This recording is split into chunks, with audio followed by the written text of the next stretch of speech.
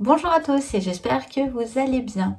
Et oui, ça y est, je suis de retour pour mes nouvelles vidéos conseils qui seront toujours dédiées au processus de la vente d'un bien.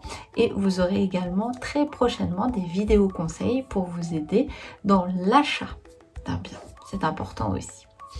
Mais avant de commencer, je voulais vous souhaiter une excellente année 2021. Je vous souhaite vraiment plein de bonnes choses.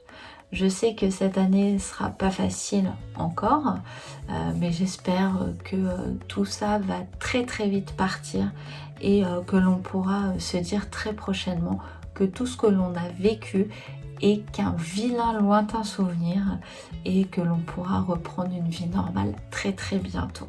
Mais en tout cas, malgré la crise que je veux mettre à part, je vous souhaite vraiment les meilleures choses pour cette nouvelle année.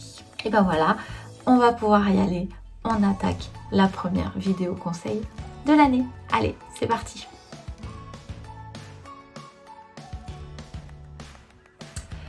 L'année dernière, la dernière vidéo conseil était dédiée aux photos pour l'annonce. Aujourd'hui, on va voir la rédaction de l'annonce. Pourquoi j'ai voulu commencer par les photos? Parce qu'un futur acquéreur, quand il fait une recherche de biens sur Internet, la première chose qu'il regarde, ce sont les photos. Si les photos l'intéressent, il ira plus loin. Si les photos ne l'intéressent pas, il passera à autre chose. Je ne sais pas si vous vous souvenez de la vidéo, mais j'avais bien précisé sur cette vidéo qu'il y a énormément de concurrence. Donc si vos photos ne plaisent pas, le futur acquéreur se dit c'est pas grave, je peux aller ailleurs, il y aura une autre annonce qui peut correspondre à mes critères. Donc c'est pour ça qu'il est important de réaliser des belles photos et de montrer au futur acquéreur que votre bien est unique et qu'il est beau, lui donner envie d'aller plus loin. Donc aujourd'hui, on va voir la rédaction de l'annonce. Pour l'annonce, vous allez voir la vidéo conseil, elle va pas être très longue. En fait, c'est pas compliqué.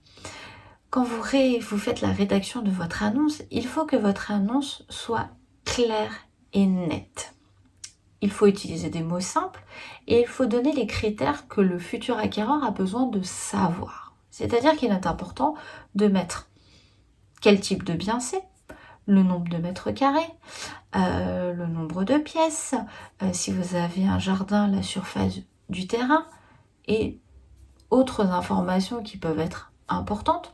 Mais voilà, ça suffira largement. Le futur acquéreur n'a pas besoin de savoir quelle est la couleur du papier peint dans telle chambre, l'épaisseur du joint dans la salle de bain, ça il s'en fiche. Alors ça peut vous faire sourire, mais je peux vous assurer que sur certaines annonces, on le voit. Ça, il s'en fiche. Après, votre annonce, il faut être précis sans l'être réellement. C'est cette partie-là qui peut être le plus compliquée. Ça veut dire qu'il faut que votre annonce attire le futur acquéreur, lui donne envie de venir visiter votre bien, mais il faut également ne pas trop en dire, parce que si vous en dites trop, le futur acquéreur va se dire « j'ai tout vu et j'ai pas besoin d'aller visiter ». C'est pour ça qu'il faut être précis sans trop l'être.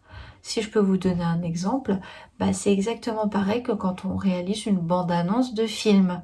Si dans la bande-annonce, on vous donne des points clés, on vous fait un petit peu languir sur certaines choses, vous allez vous dire « Waouh, faut que j'aille voir le film ».